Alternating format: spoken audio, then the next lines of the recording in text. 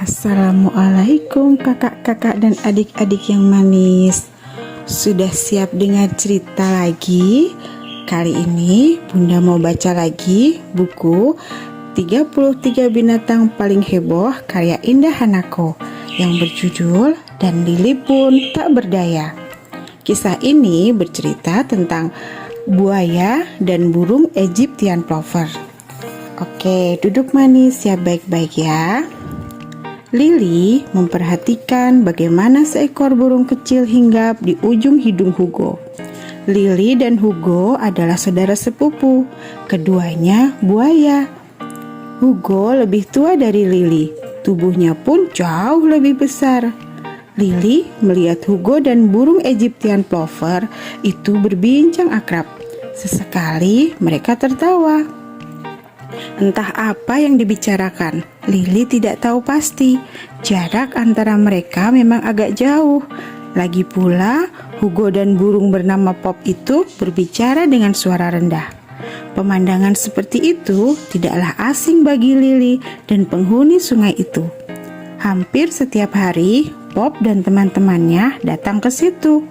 Pop tidak hanya akrab dengan Hugo, namun juga dengan buaya lainnya di situ, kecuali dengan Lili. Bukan karena Lili sombong, melainkan buaya muda itu terlalu pemalu. "Halo Lili," begitu selalu Pop dan teman-temannya menyapa. "Halo Pop," balas Lili berlahan. "Butuh bantuan, Li?" Beberapa kali Pop menawarkan jasanya. "Tidak Pop, terima kasih," kata Lili menolak. Padahal semua tahu Lili membutuhkan bantuan Pop atau burung Egyptian plover lainnya. Untuk apa? Untuk membersihkan giginya yang dipenuhi oleh sisa-sisa daging yang dimakannya. Ya, Lili dan buaya lainnya selalu menghadapi masalah dengan sisa makanan ini. Gigi-gigi mereka selalu diselipi oleh sisa daging, dan mereka tidak bisa membersihkannya sendiri. Jika dibiarkan, sisa makanan itu akan merusak gigi dan menimbulkan nyeri. Itulah sebabnya keluarga buaya selalu membutuhkan jasa Pop dan teman-temannya. Pop biasanya mematuki sisa-sisa makanan di gigi Hugo. Sepupu Lili itu hanya perlu membuka mulutnya lebar-lebar selama beberapa waktu. Setelah Pop menyelesaikan tugasnya, barulah Hugo boleh menutup mulutnya. Hugo berkali-kali mendesak Lili untuk menerima bantuan Pop. "Lili, kalau sisa makanan di gigimu tidak dibersihkan, akan menimbulkan bau busuk. Gigimu pun akan rusak. Aku pernah mengalami sakit gigi dan itu sangat menyiksa," kata Hugo menasehati. "Aku baik-baik saja kok," Lili membantah. "Sebentar lagi kotoran di gigimu akan menumpuk. Aku juga mulai sakit gigi ketika seusiamu," imbu Hugo lagi. "Aku tidak," kata Lili keras kepala. "Kita membutuhkan bantuan Pop," tukas Hugo.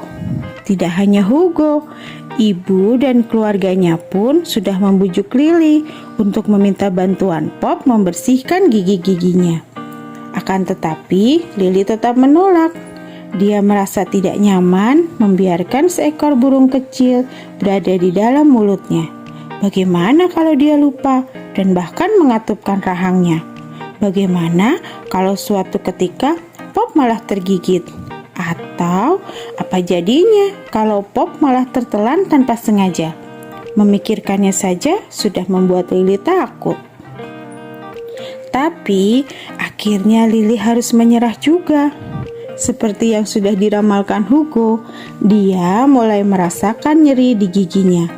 Beberapa hari yang lalu, Lili mulai menyadari ada yang tidak beres pada giginya.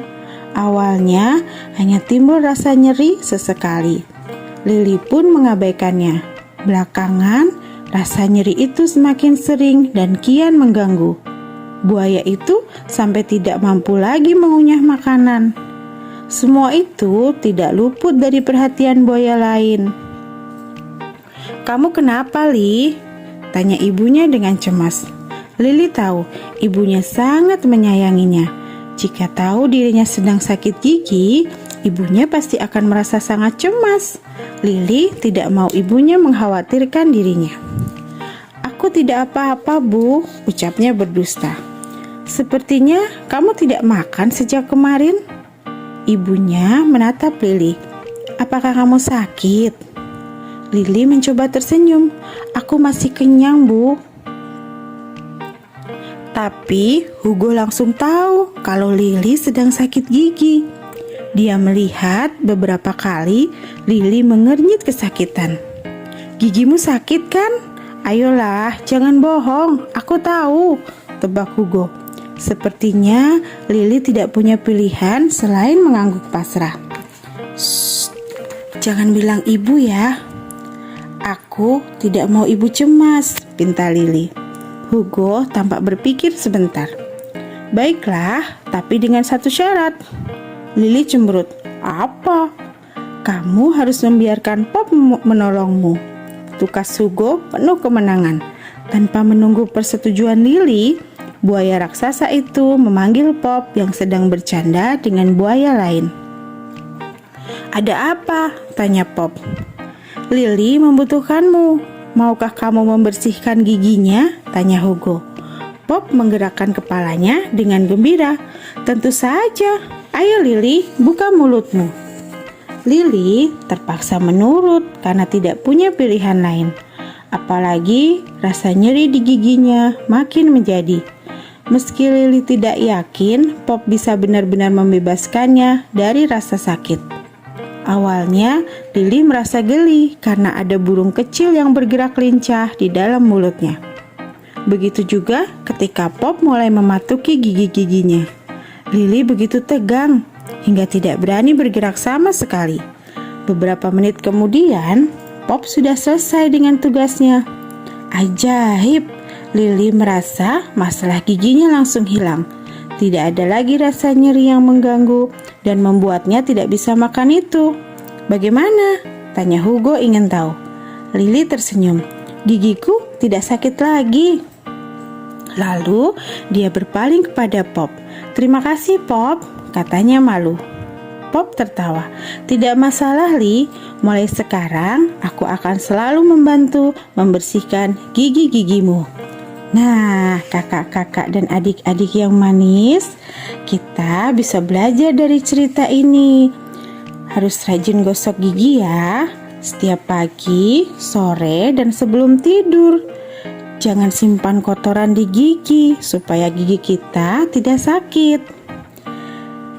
Fakta sains dari cerita ini, burung Egyptian plover membantu buaya membersihkan giginya dari sisa-sisa makanan yang tertinggal atau terselip. Buaya adalah hewan berdarah dingin.